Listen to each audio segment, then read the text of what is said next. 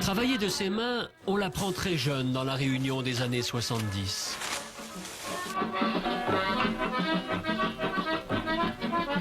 C'est que la vie n'est pas facile. Il faut gagner son carré à la sueur de son front. La mécanisation n'est pas encore la règle et les travaux de bureau ne sont pas encore la majorité.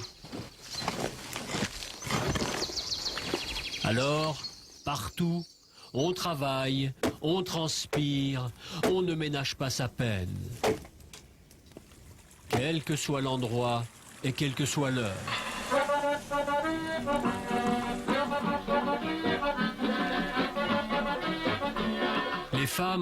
Les femmes autant que les hommes, au champ, à la ferme, à la maison. Alors, je possède 7 enfants, un mari qui est infirme. Ça, c'est bien difficile de gagner la vie dans la terre.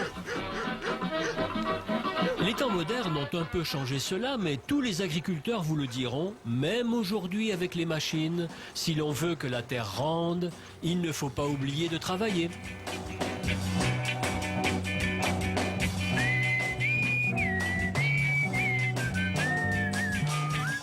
On était colons et jusqu'à là, j'ai colons même. J'étais colon, j'ai 700 golettes. Colon, 500 golettes. Moi, les colons, 800 golettes. Installés de façon bien précaire sur leur petite parcelle, tous ces gens sont colons. Au beau milieu des années 70, ce mode d'exploitation archaïque est encore le lot de milliers de familles. Le principe est simple. Quelqu'un possède la terre, quelqu'un d'autre la met en valeur. On partage les dépenses et la récolte. Avant, le propriétaire, lui, était là, sur place.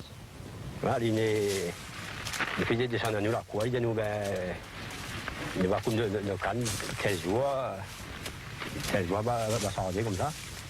Mais dans bien des cas, et depuis belle lurette, le propriétaire est aux abonnés absents. On n'y voit pas trop souvent. Il voit quand la réparation de récolte, il savoir aller en bas. C'était une grande difficulté pour nous, bien sûr. Livrés à eux-mêmes, mal formés, les colons ont le plus grand mal à joindre les deux bouts. Surtout qu'on ne leur confie pas toujours les meilleures terres. Les bonnes terres, il est en bas à l'usine. C'est l'usine qui travaille toutes les meilleures terres. Les colons, ils gagnent toujours un petit carré ou ça que les passables.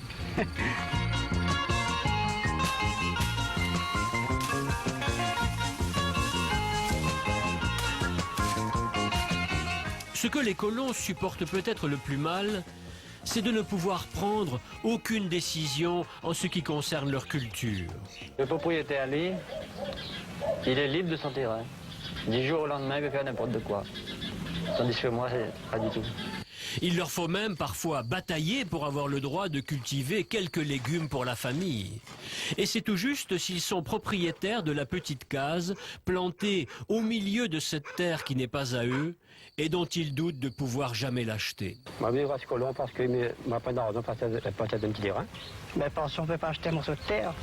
Heureusement, le colonnat a été progressivement remplacé par le fermage, où l'exploitant, locataire de la terre, a toute liberté pour la mettre en valeur selon ses idées. Et surtout, beaucoup de propriétés ont été rachetées par la SAFER, qui a permis à de nombreux colons de devenir propriétaires.